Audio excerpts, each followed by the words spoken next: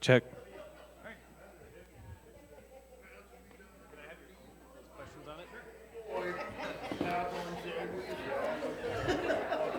want to see a picture of this thing. I want to see that when you get your hipster Whatever. I'll just go. I'll just go with what he already talked about the resurrection. We'll start with that because that's what he started with in his talk. Okay. So then I'll do that. All right. So do opening statements first. Sure. I'm sure you will. Yeah. I feel naked without a pulpit. Oh, yeah.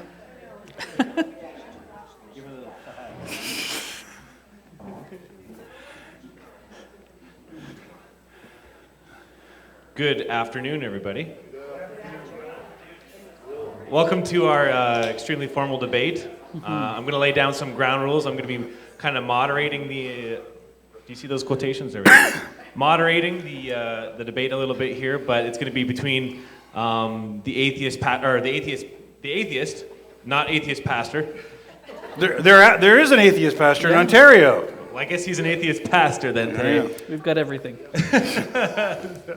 Between atheist Pastor Joel and the Christian over here, Adrian.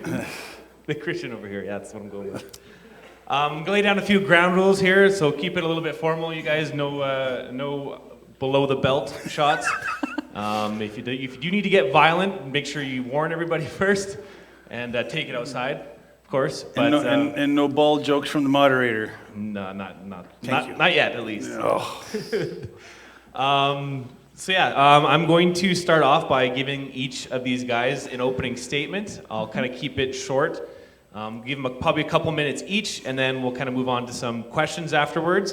And then if you guys are interested in asking some questions after, make sure you think of some to ask, because there will be a Q&A point in time near the end of it. So we'll start off with Joel. We'll give him an opening statement here about his argument for atheism and the non-existence of God. Yeah, well, first off, I mean, I don't like the term atheism because all it means is that I believe in one less God than Adrian does. So, I mean, that's really just kind of a weird statement. And how do you believe in something? How do you not believe in something? So, I don't think atheism is really a proper term. It's just really a matter of me understanding that, you know, the world is just the world as we have it, and it's not based out of any miracles or anything spectacular, and there's no real evidence for God. So, you know, I'm not terribly fond of the term, but I'll use it for today because that's the term I've been given. But I appreciated Adrian's little sermonette or whatever you call that thing before, and talking about the resurrection. And you know, when you're looking through history, when the historians are reading accounts, there's a pretty simple rule when it comes to understanding whether something happened in the past or not. If it's not possible for it to happen, then it didn't happen.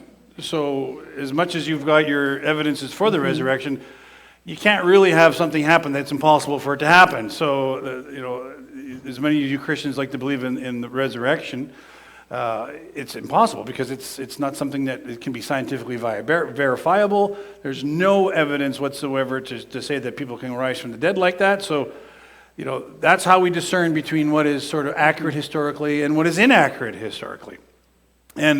And then if you are going to sort of look at the Bible and start counting some of these miracles as they happen, then you're going to have to believe also that an axe head can float. You also have to believe that the planet was covered with the water. And speaking of how much time do I have left?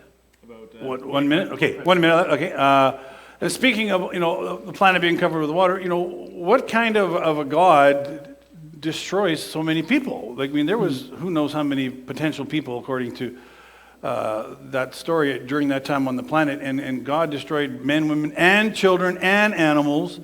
And how is that a God that you want to worship, that destroys people like that? So, when I'm looking at sort of the worldview of Christianity, I just really think that it's based upon some fabricated stories, and you really can't base your life on a miracle because miracles just don't happen. So I'll leave it there. All right, Adrian, we'll go to you for an opening statement. We'll give you a couple minutes here as well. Yeah, thanks, Joel. That's a lot to talk about, a lot to think about. You make a very good atheist. I think I'll go back to sort of my main premise, my main point, and that's that the Christian faith, our belief is not a blind faith. It's not a faith that does not stand up to, that's a lot of knots. It's a faith that stands up to reason. It's a faith that intellectually makes sense. I think you have to fall back to, I'll just reiterate some of the things I just said about the resurrection. If we fall back to Occam's razor, the simplest explanation, however improbable, must be true, or if you eliminate all of the other things. So I think when we talk about the resurrection of Jesus, the simplest explanation for all of the different historical facts that we have is, in fact, that he's alive. And again, my premise is that if Jesus is alive, then everything changes. And I don't dispute that people don't typically rise from the dead. I think I mentioned that. It's not something that we see on a day-to-day basis. In fact, I've never seen it, you've never seen it. It's only happened, well, twice that I know of, one that I've talked about, but not something that we talk about a lot or see a lot. And that is what makes it so incredible. That's what makes it worth giving our lives to. If it was just something that happened on a day-to-day basis, then it'd be nothing special. It wouldn't be worth following Jesus. I follow Jesus because he has raised from the dead. I don't follow Jesus. If everyone raised from the dead, then there'd be no reason to follow him. All right, in the 10 seconds I have left, the scientific study of the universe does not in any way contradict a faith in a God who loves us. You guys made some good points. I mean, obviously the main topic is going to be a little bit more about the resurrection, so let's discuss that a little bit more, I guess. I mean, obviously Christianity comes down to mainly that point right there. So obviously, Joel, you're arguing, saying that it's not really a typical thing for someone to be risen from the dead. Can't really be proven scientifically. Obviously, there's some certain points there, so maybe if you could elaborate a little bit more on that, and then we'll give Adrian a chance to counter-argue there. Well, the Occam's razor point is, I think, valid. I mean, you do need to sort of look to the most simple answer. But again, my default when it comes to Occam's razor is simply, well, why? Anything that's miraculous cannot be simple, because it's ridiculously complicated to think about how someone can rise from the dead. So the default has got to be something that is not miraculous, because, well, again, miracles just do not happen. I've never seen miracles in real life, and I don't think they exist. Well, my turn? Your turn. My turn. I will allow it. Thank you.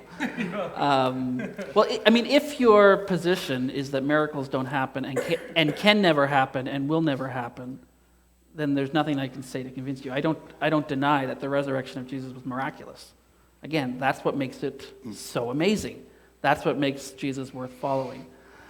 What I do maintain is that while miraculous, it's not something that's crazy.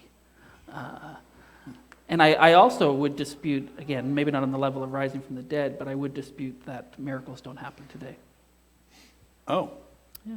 Would you like to share some of those miracles then? Sure. So, I can think of several in my own life, but one that I'll share with you is most recent. Traveling in Lebanon in June, I see this church has been involved with refugee ministry. I suspect probably some of those are Syrians. I was traveling in Lebanon this past June and met a woman. I met many people, and I'll share about this more either tomorrow morning or tomorrow afternoon. But I met a woman named Miriam who was Egyptian and was a Muslim atheist, actually. So Muslim by culture, atheism by belief. So you'd get along fine.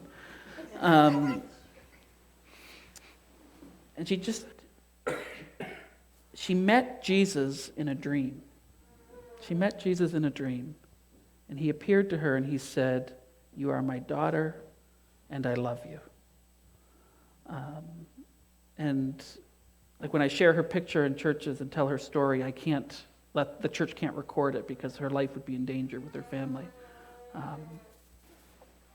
God miraculously intervened in her life and let her know that she was loved. I know people who have been healed of sickness. One of my colleagues, Ann Drost, who has worked with CBM for 30 years, has multiple sclerosis, MS, was in a wheelchair. It's a degenerative disease. It does not get better. It gets worse and worse and worse. God healed her of that. She still has MS and deals with the issues of fatigue, but you wouldn't know to see her that she... Anyway, I'm sure I'm taking longer than I should, but those are just two examples of the miraculous in the world today. Now, I'm sure everybody can kind of experience some sort of miracle in their lives or has experienced that. I mean, obviously, people might call it different things, but I guess, Joel, what's your thoughts on miracles? Well, I do you mean- believe in them? And if so, have you experienced anything similar to what he's kind of talking Well, about there? Adrian's describing sort of personal spiritual, experiences, and I don't deny that people have sort of these personal experiences and stuff like that. But again, they're not really testable. They're not very verifiable. I think, if your life is going to be guided by faith, that's wonderful. That's good for you. But I think that life should be guided by testable, verifiable facts. And I living a life by faith might be comforting to you, but if it's not based on facts, I think you're deluded. So when it comes to stories like those, would you just base that off of chance then? Well, that's or- just their personal experience. I don't deny people have dreams, but they're not my dreams. Sure. And you can't really verify a dream either. Fair enough. However, you can verify through Anne's medical records, and her doctor has no explanation. Well, placebo effect works great. Placebo effect Yeah. for a degenerative neurological Yes, disorder. of course. Why not? So what's the scientific... Who's believing in the miraculous Well, the now? placebo effect is verifiable and testable. They've proved it over and over. If you give somebody a pill and they tell them that it's going to fix whatever is ailing you, for many people it actually works. Well, sign me up. I'll take a placebo. Now, we talked a little bit about the resurrection. Maybe we'll get on to, I guess, kind of the main atheist point, which is, I guess you'd probably say the Big Bang Theory. I mean, obviously there's, on the Christian side, the creation of the universe. Maybe we can get into a little bit of discussion about how kind of we're all here, why we're here, if there is even a why. Maybe your explanation for that and where you think this all came from. Well, again, geological time is very clear there. The planet, the universe is about 13.5 to 14 billion, that's older than Rick, years old. And, and then the planet itself, 4 billion years old.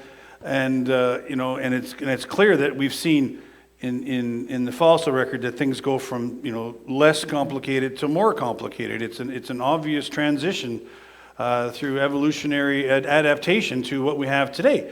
And from what I see in the Bible, that's not really reflected there very clearly, in my opinion. Adrian? Yeah, so again, I would say that this is not a central issue because I think there are many people who love and serve and follow Jesus that believe different things about how the world was created. And some believe that God created the world in 6 literal days and rested on the 7th day, just like we read in Genesis chapter 1 and 2. Others have no issue with a universe that's billions of years old and God working through an evolutionary process.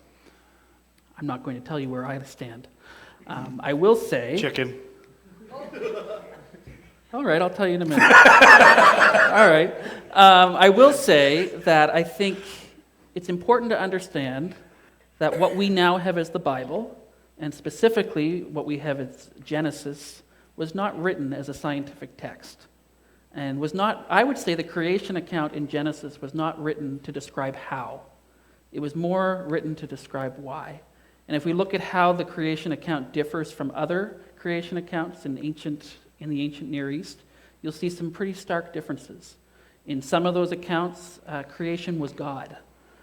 It's very clear that in the Christian creation account, creation is good, but it is not God. It describes in the creation account how we are created to be in relationship with God. It describes in the creation account the problem of sin and what has separated us from God. I think those are the important things to take from the creation account. One of the people that I've read quite substantially is a guy named Francis Collins. Francis Collins was one of the lead researchers on the Human Genome Project. He was an atheist biologist studying genetics, And through his study of the human genome, he became first a theist, believed in God, and then a Christian, believing that Jesus actually was the God. And he's written many, many books. The Language of God is one that I really like, which talks about DNA being the language of God. So my point is that could God have created the world in 6 literal days and rested on the 7th, and the earth be, a young earth? Sure. I believe that. Could he have done it over billions of years? Absolutely. Is that a central issue of doctrine to me? No. Actually, so because you called me chicken, where do I stand? I probably would be more on the theistic evolution side, but I don't make it an issue of. I very much could be wrong. Okay, but if you're gonna call God into your study of science, then pretty soon you're not even bothering. What's the even point of studying science? Then, because it kind of stops science when you think, oh well, just God did that. Okay, God did that. So how do you study what God did? That doesn't make any sense. That kind of seems like it's a science stopper to me. Yeah, but again, if the central thing, what does Genesis teach? It teaches God created the world. I believe that. I don't know how he did it. God created the world. God loves us. We were created for a relationship with him. There's sin. That's a problem that got in the way. Genesis was not written as a modern scientific text. It was written as it's poetic languages in there. There's actually 2 creation accounts, Genesis 1 and 2, and there's differences between them. The point is, from what I take, is God did it. God loves us. We're created for a relationship with him.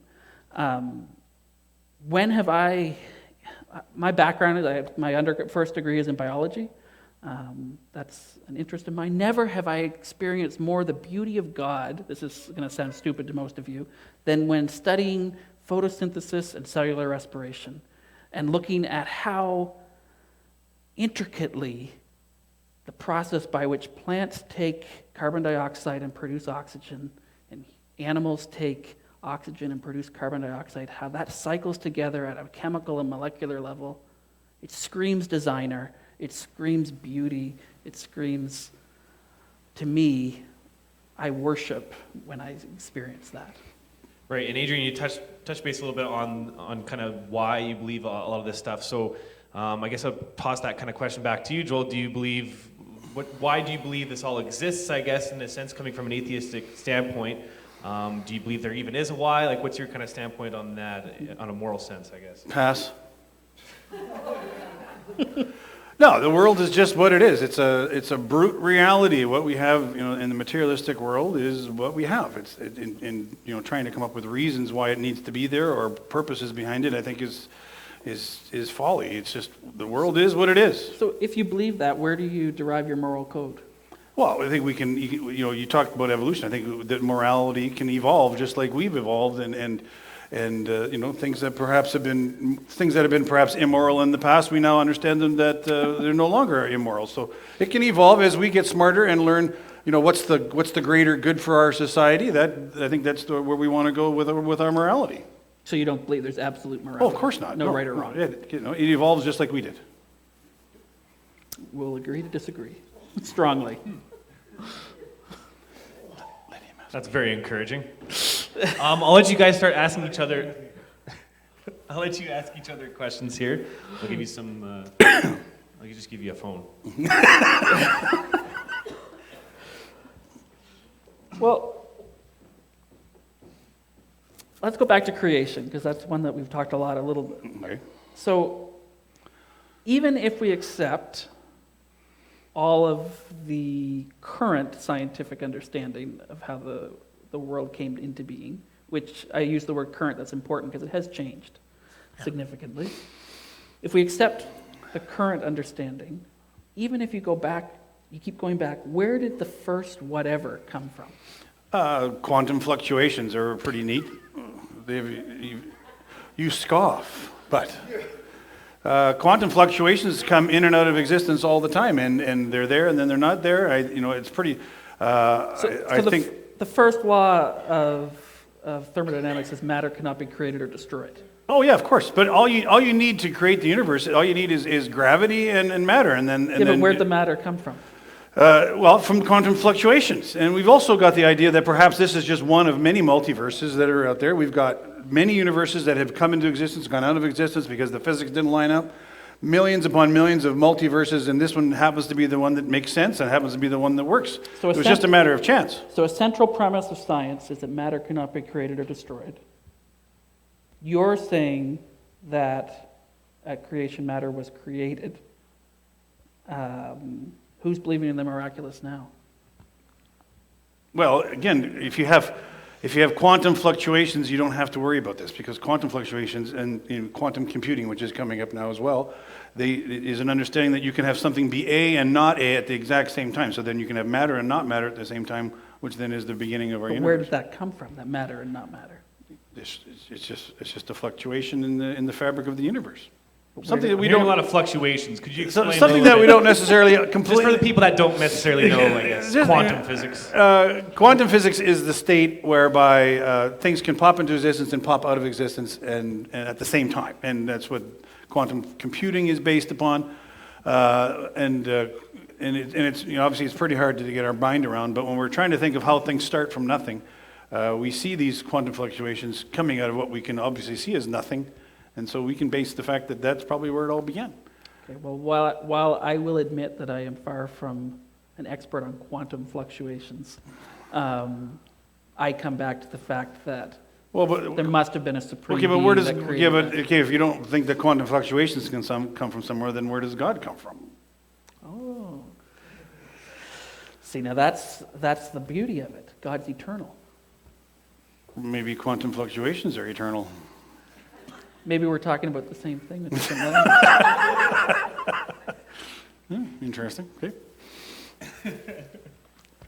So I guess, yeah, you guys kind of came to a similar conclusion there, just kind of different names for it.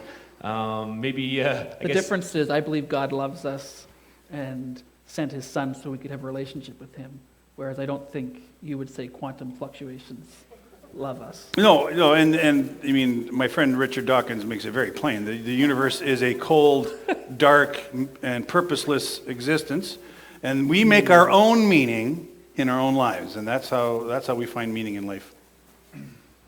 now coming back to the morality thing a little bit, I mean, you obviously explained how people kind of evolved throughout the years, the many, many years of evolution throughout history. Adrian was kind of saying there's more of a moral code to things. He believes that there's an absolute right and wrong. You kind of believe it's a little bit more subjective, I guess. Do you have any, what's your basis for that, I guess? And how do you describe yourself as being right even in that term, if you're not even Well, I sure mean, on- as a culture, as a society, we decide what is the best for our common good. We decide the things that help people to thrive, that help people to be happy, and obviously those can change over time. But we come as a group and we just look at it pragmatically and say, okay, this has got to be the reality for the truth, and this is what we want to use for now for morality. And morality has changed and will continue to change. But we got a pretty good handle on it now, I think. The idea is that what is it on a humanistic level that allows people to thrive and be happy? Adrian, do you have any points on that at all? I guess you gave a little bit about your opinion on morality. Yeah, I disagree. I think that there is an absolute right and wrong.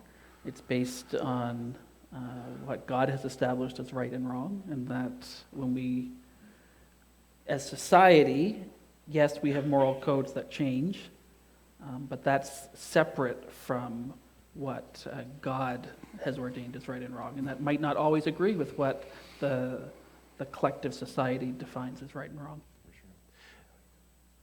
Now, quickly touching on that point a little bit more, I guess, but obviously there's different cultures around the world, and there have been throughout the years, so I guess my question to you, and like with both of you, I mean, he kind of gave his answer a little bit more set in stone there, but obviously different cultures had some different morals throughout history. I mean, there's even types of cultures that believe murder is okay, and cannibalism and all this kind of stuff. Like, what's your thoughts on that? Do you have any kind of... Well, if you're living in a society where everybody's starving to death, cannibalism all of a sudden becomes perhaps a moral good. It's better to starve to death.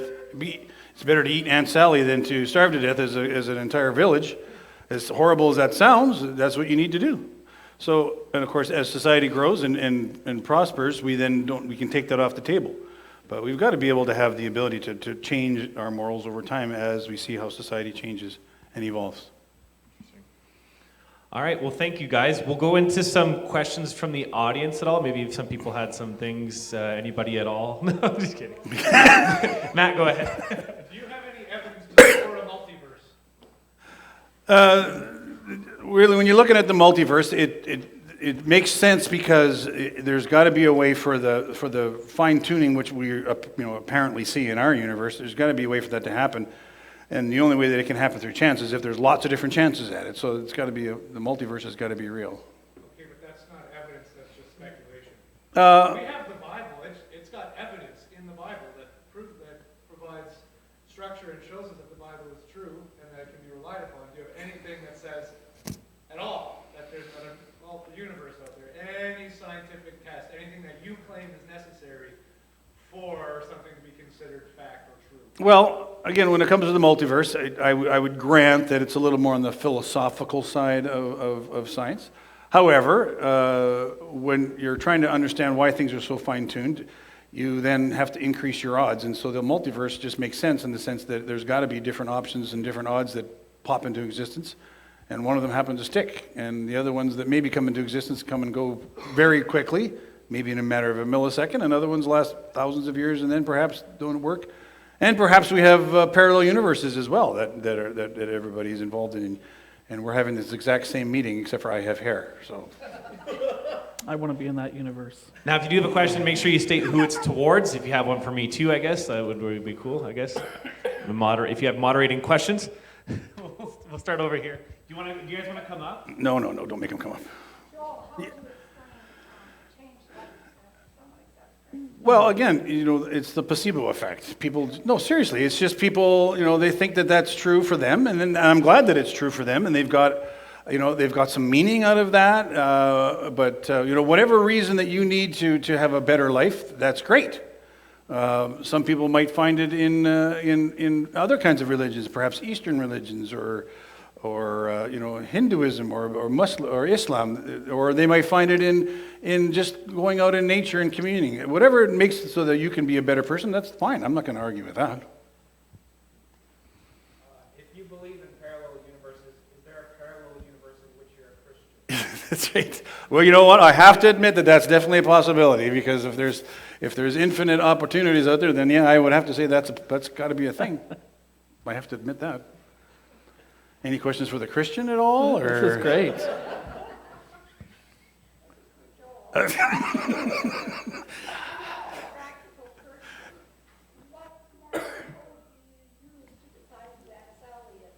I'm sorry, say that again. What morality do I use to... Well, she's dead, we'll eat her, but not until. Oh, okay. I mean, pragmatically speaking, I remember that airplane crash in the Andes Mountains with the rugby team. Remember that story? At a certain point, they had to eat the people who were dead. I would assume that you would probably only eat the dead people at a certain point.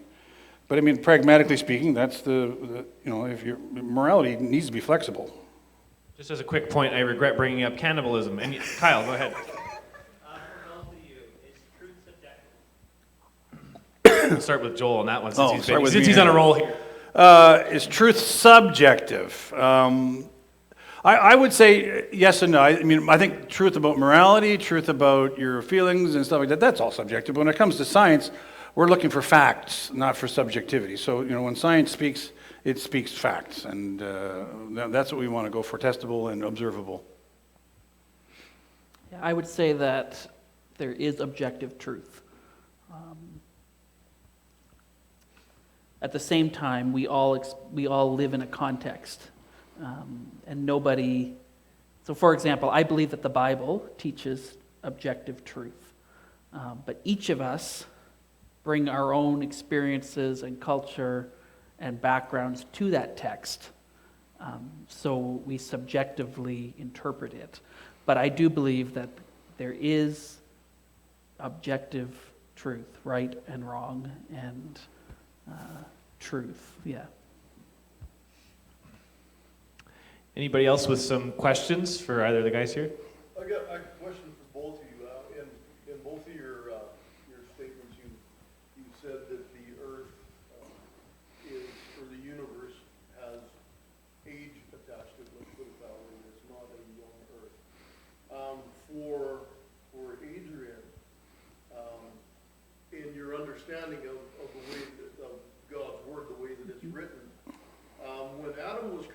he created as an infant, or was he created as a fully functional grown person? Yeah, I want to know, does he have a belly button? And so in knowing that from a biblical perspective, if Adam was created with age attached to him, could the universe not be created with age attached to it? And so the same question for Joel is, with the earth being with age, at what point in time did the second law of thermodynamics get violated to where we are now, where everything is in a state of, or in the process of homeostasis? Can I first just clarify? While I allow for the possibility of an old Earth and an old universe, I also would be fine with it being, 6,000 years old. I just don't make that the issue of belonging and that being okay, you're either in or you're out in terms of belief. Like I said, there are good people who are smart and have studied both science and scripture and come down on the side that actually, yeah, the earth is about 6,000 years old and the creation account is probably literal, and that's fine. There are also good people that are smart and have studied scripture and science and come down on a separate point on that. So I just don't make that the issue of, I don't put that on the same level as the resurrection. That's the point I was trying to make. But I certainly allow for a young earth, and in some ways it makes, I think either one, you're going to have to deal with issues and questions. And that very much could be the simplest explanation. Second law of thermodynamics, the entire universe is in fact running down. That's what it's doing. Within a few million years, maybe 25 to 50 million years, the universe will just go to a cold death. But in any given system, you can add energy, and then the second law of thermodynamics is put on hold or perhaps even reversed. Your house, you heat your house with a furnace. That puts energy into the system so that your house doesn't get cold and you die from when it's in February around here. Or November, apparently. Yes, yeah. So, yeah. Our solar system our planet has energy coming into it from the sun, but overall, the entire universe, second law of thermodynamics is at play everywhere, and things do go from order to disorder in general, unless there's energy coming into the system to increase that. So then there's not that entropy that we talk about all the time. Ryan, question? I have questions. For Adrian, right? Wondering about, Dang it. your position is that evolution is the survival of the fittest, and something like an evolution of ideas that we have, or moral code, is something that the most utility. The ideas with the greatest utility are those that we would adopt, right? Is that what it is? Well, roughly. I mean, some ideas might have greater utility, but if yet the stronger are able to not use those ideas and still win, then that doesn't make any difference. The stronger will always survive. So what about the fitness or the utility of the ideology, the ideas that we adopt as a code of, let's just call it a code of ideas, ethics? Oh, yeah, for sure, yeah. Yeah, that would be sort of the same as the morality discussion we had a minute ago. Right. Okay. So the set of ideas, once taken up,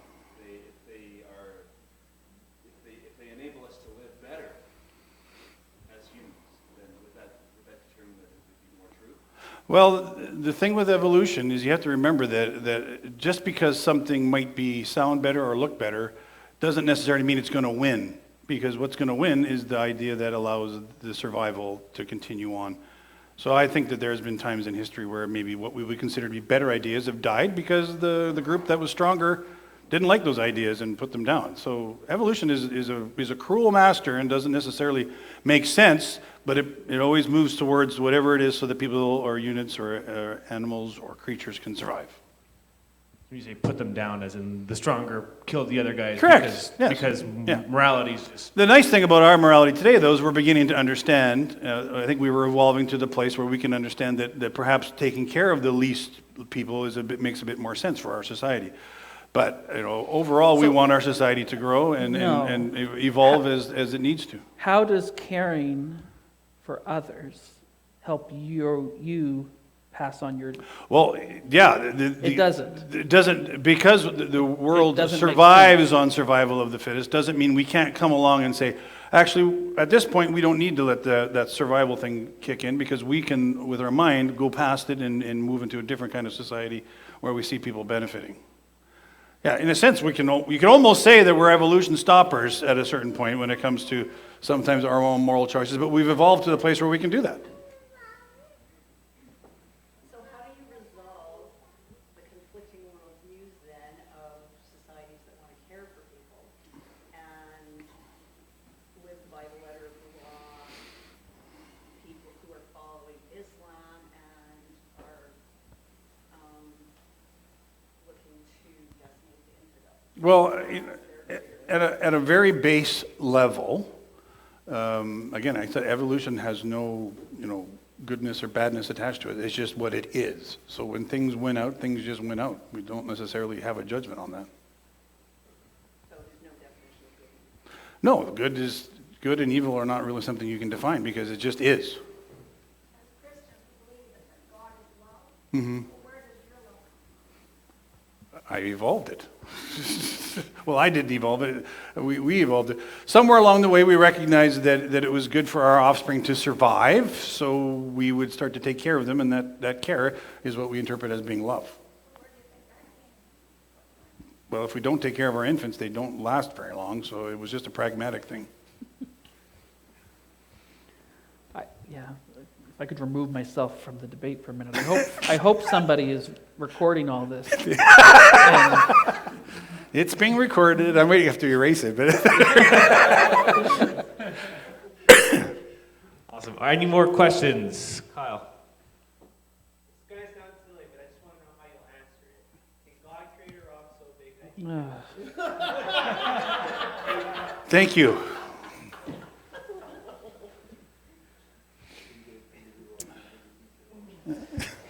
no. that defies characteristic of Almighty? No. Why not? Because it's just a trick question.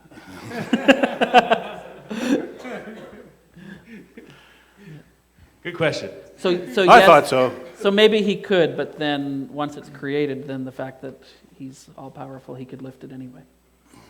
So it's like a cycle. What can I, Go ahead. for Adrian, what is your evidence for the resurrection?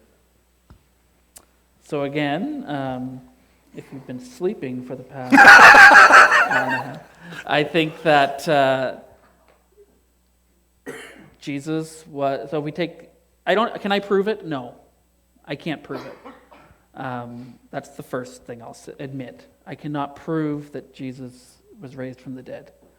That's why we call it faith. At the same time, I think it's a reasonable faith, especially when you consider the facts. The facts that there was a guy named Jesus, he was killed by the Romans. His followers believed that he had appeared to them as a bodily resurrected person. They believed that so much they were willing to die for it. A chief persecutor of the church believed that he encountered the risen Jesus on a road to Damascus and gained nothing from that except persecution and martyrdom. His brother, who did not believe in him while he was alive, after became a leader in the church and again suffered for it. I believe all of these people who were in the position to know one way or the other whether they had made it up or not, chose to die for something. I don't think they would choose to die for something they made up.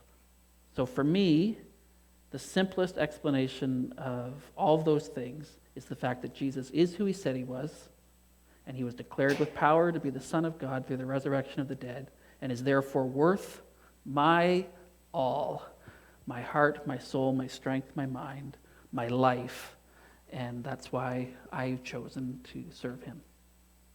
And the simplest explanation for Joel would be that a bunch of people had a mass hallucination, I guess. Anyways, we're going to wrap it up now. we got to wrap it up now. Thanks for putting words in my mouth. I want to hear Sandy's last question. Okay, one more question.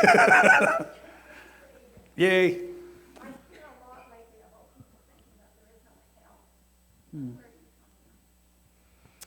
Yeah, I understand where they're coming from.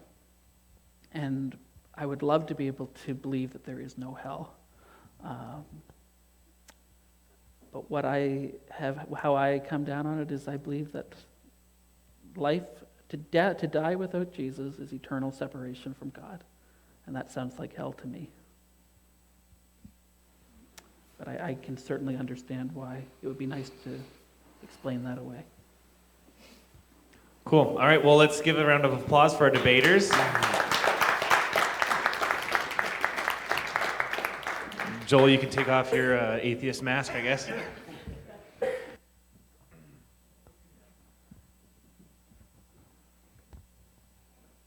Thank you so much, guys. It was a lot of fun. I'm glad we were able to do that. It was just sort of this crazy idea that spouted up in one of our missions team meetings, and all of a sudden we were rolling with it. So I think, thank you very much, you guys, for being willing to do that, and Dylan for moderating. At this point, I would like everybody to get up and wander around and speak with the presenters or our ministries that are present. And this is the time where they get to tell you all about themselves and what they do and why they're here. And Sherry's put her fingers up. Oh, okay, thank you. As you walked in, and this goes for everybody who's come through the door, unless you're on the missions team, Bolivia team people who are not on the missions team may enter for door prizes, Rick, so you can have one. Sherry can't. So anybody who has come through the door this morning into this building who is not on the missions team qualifies for a door prize, so please put your name on a slip of paper and stick it in the basket right there. We'll be drawing those tomorrow after church. Easton counts too. And Desiree counts, but Dylan doesn't. So yeah, please do that. Do I have any other housekeeping things to take care of? Thank you very much for Terry and Dylan for coming this morning to help me cook. I only burned 2 of my fingers this morning, so. And, oh yes, Kyle helped too. Sorry, Kyle. Kyle got here late, but he cooked and allowed me to eat, which was nice. So thank you very much, Kyle. So I'll give them a little round of applause. And those who cleaned up afterwards, we're not going to forget about you. Thank you so much for doing the dishes and cleaning that up so that we can all be out here. Yeah, clap for them too. So yeah, if you want to get up and mingle with the ministries and find out what they're all about, and then after we mingle for a little while, I'm going to get back up here and blab at you for about 10 seconds and ask everybody to go off into a little bit of individual prayer time and pray for the ministries that we have present, because prayer is a huge thing. And it's very important that we pray for and support these ministries that are here this morning. So just, as you're talking with them and learning about them, maybe ask what they need prayer for. Maybe they have little cards. I don't know, some might have. We kind of asked last minute for those. So, but just ask what they would like prayer for, and feel free to pray for them there, or wait until we have a little prayer time. But basically from now until it's free time.